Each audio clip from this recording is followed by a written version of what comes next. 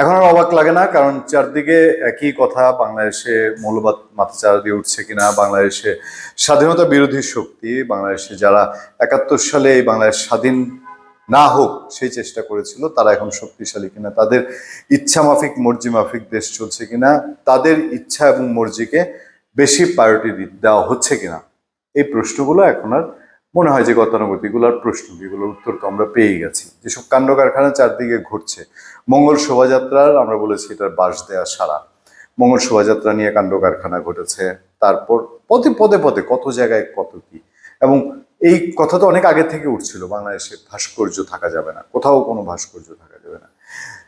শুধু রাজনীতির জোরে বোঝাতে চায়, ধর্মের জোরে বোঝায় না। ধর্মে কোথায় আছে, আল কোরআনে কোথায় আছে, আল হাদিসে কোথায় আছে, সেভাবে দেখবেন ব্যাখ্যা দেয় না, বোঝায় না।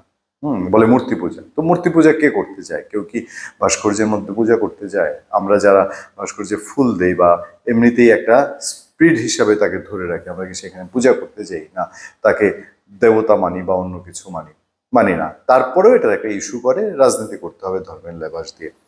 আমি আমার সামনে যে খবরটা আছে অবাক হইনি, তবে কিছু তো লাগছে যে কি চেঞ্জ হলো, এই চেঞ্জ দেখতে হয়েছে। দোষ আমি আওয়ামী লীগকে দিব। আওয়ামী লীগ মুক্তিযুদ্ধকে অপব্যবহার করে এবং বেসিক্যালি মুক্তিযুদ্ধের সাথে যেগুলো যায় এগুলোকে পেট্রোনাইজ না করে এমন একটা জায়গায় নিয়েছে, ফলে মুক্তিযুদ্ধের স্পিরিটটা দুর্বল হয়েছে এবং মুক্তিযুদ্ধের বিরোধী কাজকর্ম দেশে খুব সুবিধার হয়ে গেছে। সেই জায়গায় আমার সামনে খবরটা হচ্ছে অনেকের আপত্তিতে কাপড় দিয়ে ঢেকে দেওয়া হলো মুক্তিযুদ্ধের মোরাল। অনেকের আপত্তিতে, কথাটা মনে রাখবেন, আগে একটু শুনে নেন, আন্দাজে বুঝবেন না। মুক্তিযুদ্ধের স্মৃতিমঞ্চে স্থাপিত মোরাল কাপড় দিয়ে ঢেকে দেওয়ার প্রতিবাদ জানিয়েছে ট্রান্সপারেন্সি ইন্টারন্যাশনাল বাংলাদেশ টিআইবি ও সচেতন নাগরিক কমিটি সনাক। বৃহস্পতিবার TIB area coordinator Mohammad Morshed Alam স্বাক্ষরিত সংবাদ বিজ্ঞপ্তিতে লালমনিরহাট জেলা প্রশাসনের কাজে তীব্র প্রতিবাদ ও নিন্দা জানানো হয়েছে।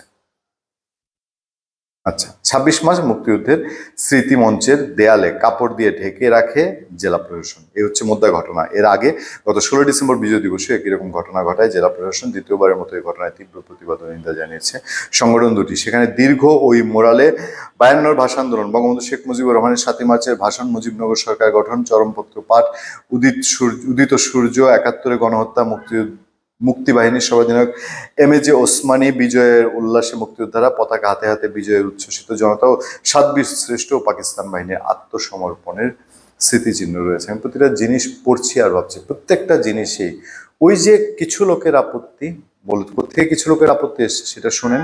26 মার্চ বুধবার সকালে সনাকের পক্ষ থেকে মুক্তিযুদ্ধ স্মৃতিসৌধে শ্রদ্ধাঞ্জলি দিতে গেলে কাপড় দিয়ে মোরাল ঢেকে রাখার বিষয়টি চোখে পড়ে। সদস্যরা এই ঘটনার তীব্র নিন্দা জানিয়ে ফিরে যান। পরে লালমনিরহাট রেলওয়ে শহীদ স্মৃতিসৌধে শ্রদ্ধাঞ্জলি দেন তারা।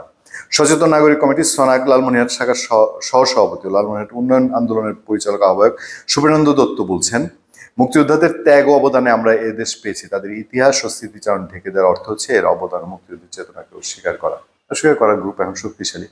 ক্ষোভ প্রকাশ করে আরো অন্যরা বলছেন, স্মৃতিফলকটি চলমান সময়ের জন্য অনুপযুক্ত হলে ভেঙে দেওয়া হোক। সারা বছর মোরালটি সবার জন্য উন্মুক্ত রেখে বিশেষ বিশেষ দিনে কাপড় দিয়ে ঢেকে সার্কাস না করাই ভালো।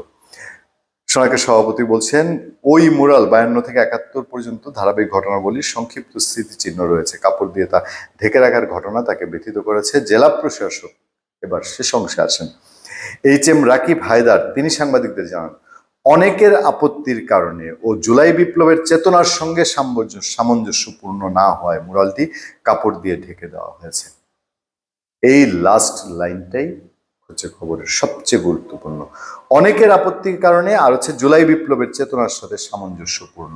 এবার আসেন, ওই যে প্রথম যে তালিকাটি পড়েছিলাম না, যে এই মোরালে ভাষা আন্দোলন, এটা জুলাই বিপ্লবের আন্দোলনের সাথে চেতনার সাথে ভারসাম্যপূর্ণ নয়, তাইলে বঙ্গবন্ধু শেখ মুজিবুর রহমানের 7 মার্চের ভাষণ, এটা সামঞ্জস্যপূর্ণ নয়। মুজিবনগর সরকার সামঞ্জস্যপূর্ণ নয়।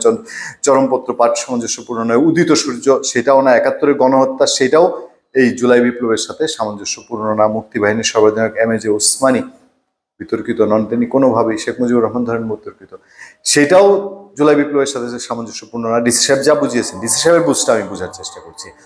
বিজয় উচ্ছ্বসিত জনতা, সেইটাও তাহলে না। 7 বীর শ্রেষ্ঠ পাকিস্তান বাহিনীর আত্মসমর্পণের স্মৃতিচিহ্ন, এটা তো কোনোভাবেই জুলাই বিপ্লবের সাথে সামঞ্জস্যপূর্ণ না, তাই না? ডিসি সাহেবের ব্যাখ্যা অনুযায়ী আসেন, হেডলাইনটা বাংলা ট্রিবিউন যেটা করেছে, অনেকের আপত্তিতে ৭১ মুক্তিযুদ্ধে এই অনেকটা ছিল রাজাকার এবং আলবদর। রাজাকার এবং আলবদরের এই যে মোরালটিতে যা যা আছে, ৫২, বঙ্গবন্ধু, ওসমানী, ৭১ চেতনা, উচ্ছ্বাস, বিজয়, এইগুলার যা রাজাকার আলবদর বাহিনীটা তারা এটার বিরোধিতা ছিল এবং তারা এই বিরোধিতা করে আপ্রাণ জানপ্রাণ চেষ্টা করেছে, বহু মানুষকে হত্যা করেছে। সেই তারাও তো অনেকের আপত্তির মধ্যে ছিল, বাংলাদেশের স্বাধীনতায় এই অনেকে তো আপত্তি করেছিল। সেই অনেকের প্রতিফলন কি এখন হচ্ছে? সেই অনেকের প্রতিনিধিত্ব কি এখন কেউ করে এই মোরাল ঢেকে দেওয়ার ব্যবস্থা করেছে? জেলা প্রশাসক সাহেব তিনি কোন প্রতিনিধিত্ব করেন? আর নাহলে কি বুঝ দিলেন? আমি অবাক হচ্ছি, স্বাধীন বাংলাদেশে পাকিস্তানের পরাজয়, আত্মসমর্পণ, এটা নাকি জুলাই বিপ্লবের সাথে সামঞ্জস্যপূর্ণ না। এইটা নাকি অনেকের আপত্তি, নাকি মুষ্টিমেয় কিছু মানুষের আপত্তি। একদিন কি সামনে আসবে না? হিসাব হবে না? ধন্যবাদ সবাইকে, ভালো থাকবেন, সুস্থ থাকবেন। সত্য, করুণা এবং সহনশীলতার সাথে আপনাদের সাথে আমি আতিক রহমান, পূর্ণিয়া।